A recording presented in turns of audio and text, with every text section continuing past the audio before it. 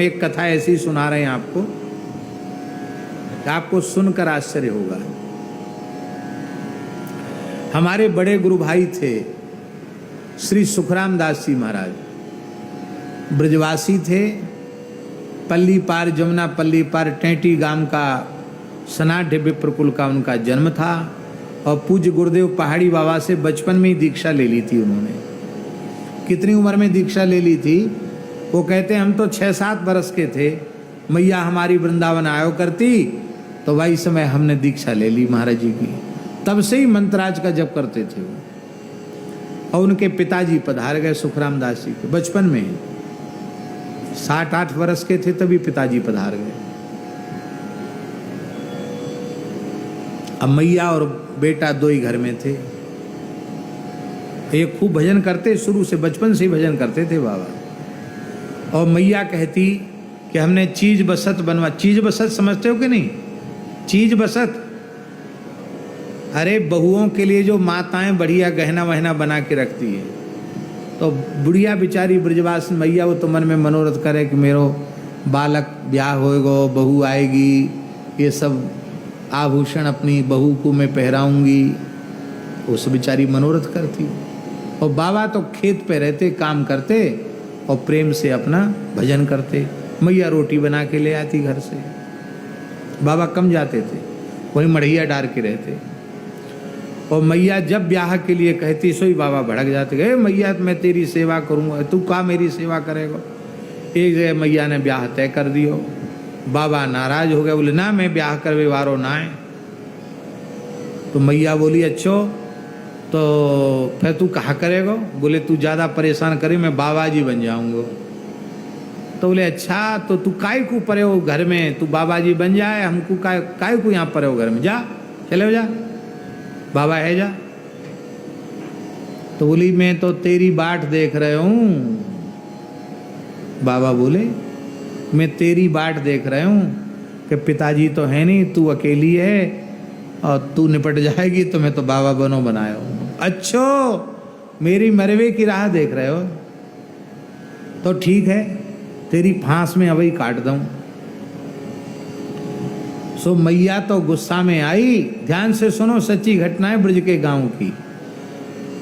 मैया ने अपना सोनो चांदी आभूषण सबरे पुटरिया में बांधे और बोली कि टेंटी गांव थे, बोली अभी जमुना जी में डूब के मर रही हूँ, तेरी फांस कट जाएगी और ये गहनों गुड़िया सब जमुना जी है, जमुना जी में लेके मर जाऊंगी और तू बाबा बन जाइयो। अब ये पुकारते मैया मैया, मैया तो सुने नहीं। टेंटी गांव ते चल के दौड़ के मैया जमुना जी तक आ गई। अब सुखराम दास बाबा ने, तब तो बाबा नहीं थे, तब तो सुखदेव नाम था उनका घर का।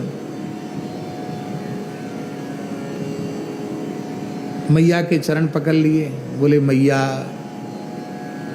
अब बताओ तू जमुना जी में कूद के मरेगी तो हमारा तो जन्म बिगड़ जा।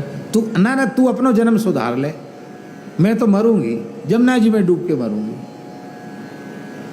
तो मैया ऐसो विचार छोड़ दे। बोले तू प्रतिज्ञा कर कि मैं बाबा नहीं बनूंगा, पहले ब्याह करूंगा। मैया दुख नहीं दूंगा, प्रतिज्ञा कर तू। बोले मैया मैं तो बेहवल हो गया। मैया के पांव पकड़ लिए। अच्छा मैया जो तू कहेगी सो ही करूँगा। देख तू बड़ो भजन करे ना, तू कछु ना समझे, मैं हूँ ब्रजवासिन हूँ, मैं हूँ माला फेरूँ भजन करूँ, और तू कान खोल के सुन ले। तेने हमारी बात मान ली, अब तेरो अमुक समय में तेरो इतेक समय बाद ब्याह होएगो, तेरे 4 छोरा होंगे। जमुना जी पे कह रही मैया, तेरे 4 बालक होंगे, उनमें ते एक बाबा जी है जाएगो और तेरी घरवारी 4 बाल कन्ने जन्म दे के जल्दी छोड़ के तो ये विदाई है जाएगी। मैं तो ना रहूँगी, मैं तो मर जाऊँगी, पर तेरी घरवारी हो तो ये छोड़ के मर जाएगी। और फिर 4 तेरे छोरा जो होंगे उनमें ते एक बाबा जी है जाएगा और फिर तू बाबा बन के जीवन भर भजन करियो। और देख भजन करते करते जाएगो तेरो शरीर, पर मोए दुखी मत कर। बाबा कहते थे बिल्कुल बिना पढ़ी लिखी थी हमारी मैया, एक अक्षर नहीं पढ़ी थी, लेकिन जैसे कोई त्रिकालदर्शी महात्मा बोलते हैं और उनकी एक एक बात सत्य होती है। बाबा कहते मैया की हमारी सारी बात सत्य थी। आज सुखराम दास जी का तो शरीर नहीं है, ऐसे ही उन्होंने भजन करते करते देह का त्याग किया। पहले अन्न छोड़ दिया, फिर साग पर आ गए, साग छोड़कर दूध पर आ गए, दूध छोड़कर केवल गंगा जल पर आ गए, और अंतिम क्षण तक भगवत स्मरण करते हुए उन्होंने देह का त्याग किया। ऐसी मृत्यु अति दुर्लभ है। उनके पुत्र हैं मदन मोहन दास जी, हमारे शिष्य हैं, धीर समीर में सेवा कर रहे हैं सब प्रकार से। तो वो आशीर्वाद दे के गई मैया, एक बालक तेरो बाबा जी है जाए।